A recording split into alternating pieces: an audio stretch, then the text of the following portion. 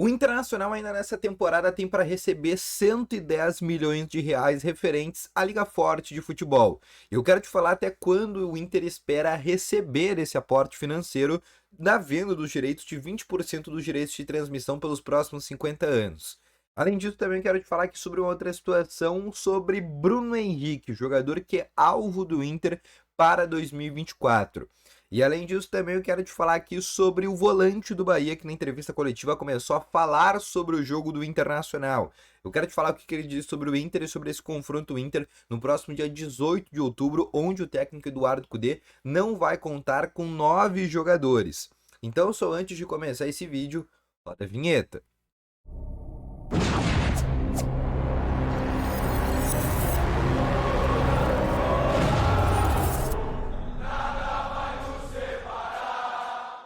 Bom dia, Colorado! Sejam muito bem-vindos aqui com mais informações sobre o Internacional e só antes de começar esse vídeo, já não esquece de deixar aquele teu gostei, te inscrever no canal que também é muito importante e ativar também o sininho de notificações. Além disso, também quero te falar que no primeiro link na descrição tem o Ativo Ultra, que tem o melhor estimulante para você que tem uma melhora na performance entre quatro paredes e uma cápsula dura mais de 4 dias e é para homens de todas as idades, então não perde tempo, clica no primeiro link na descrição e compre agora mesmo o Ativo Ultra com uma entrega totalmente sigilosa, tá bom? Vamos começando então aqui com as informações do Internacional do treino desta sexta-feira. O Inter que se reapresentou ontem no CT Parque Gigante às 10h30 da manhã, sem 9 jogadores, né? Na verdade não 9 jogadores, mas sem 6 jogadores para ser mais preciso, que estão com as suas respectivas seleções. Inclusive, um é uma novidade, né? E tem um sétimo que é um profissional da fisioterapia do Inter que foi convocado também. Daqui a pouco todo mundo do Inter vai ser convocado.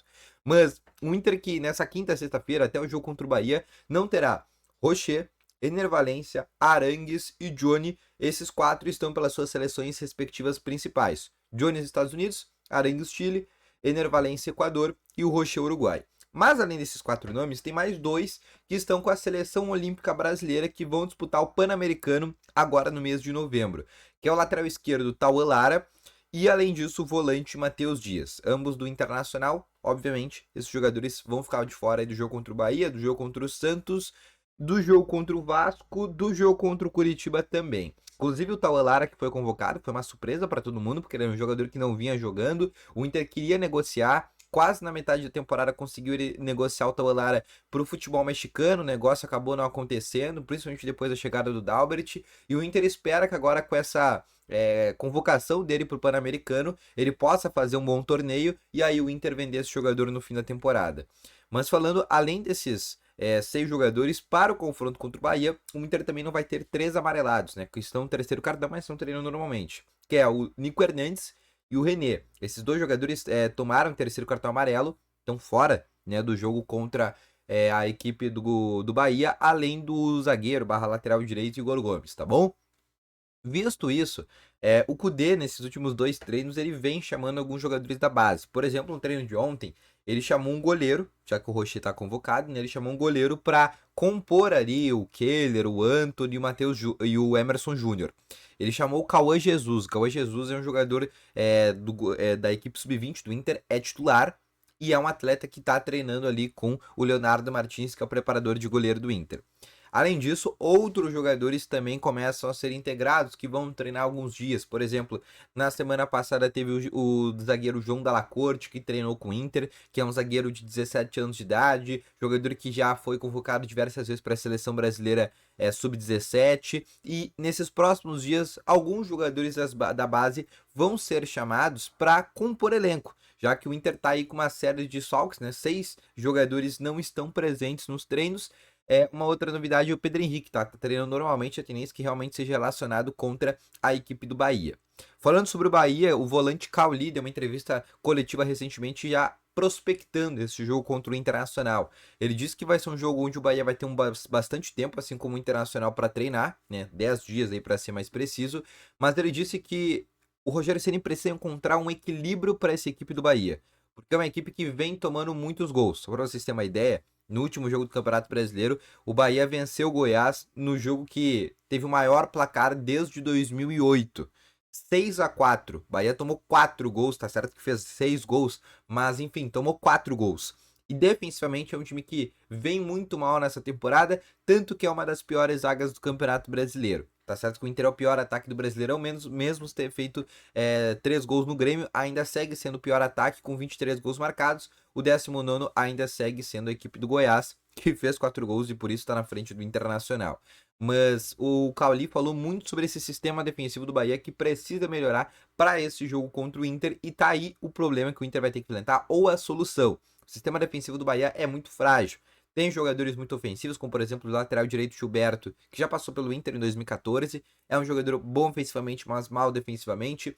O lateral esquerdo, que é o Camilo Cândido, que jogou com o Rocher no Nacional, também sofre desse mesmo problema. E os dois zagueiros, na minha opinião, são completamente, assim, jogadores médios, assim, que é o Vitor Hugo, que já tá em final de carreira, jogador que passou pelo Palmeiras, e o Canu, que era aquele zagueiro, por exemplo, do Botafogo.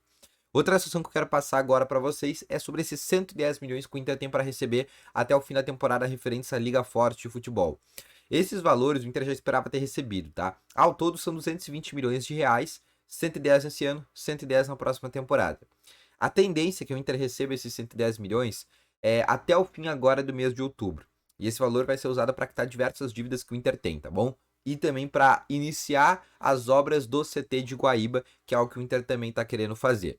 Mas a tendência é que esse valor o Inter receba até o final deste mês de outubro, pelo menos essa é a estimativa que o Inter tem, e até mesmo já com alguns juros que vão ser colocados nesse tipo de valor. Outra coisa, o Inter está muito perto de atingir a marca de 130 mil sócios. Sim, o Inter está quase batendo 130 mil sócios, é o clube do Brasil com mais associados, tá? Principalmente essa campanha que o Inter fez da Libertadores fez no Inter ter esse número expressivo de sócios, tá?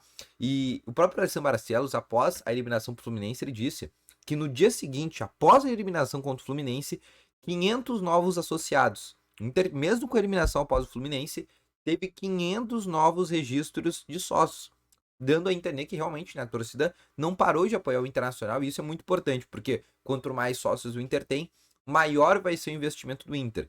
Só para vocês terem uma ideia, né, pegando o ticket médio aí, só para vocês terem uma ideia, 130 mil sócios, tá certo que desses 130 mil existe uma taxa de inadimplência, então não existe, por exemplo, os 130 mil que estão pagando em dia, mas grande parte, né, a maioria está pagando em dia. O Inter tem aí, por mês, uma renda de 4, 5, 6 milhões, se der muito certo, né, se todo mundo pagar certinho, por mês, só com sócios. E isso consegue quase pagar a folha salarial do Internacional, por exemplo. E por isso que é muito importante se associar.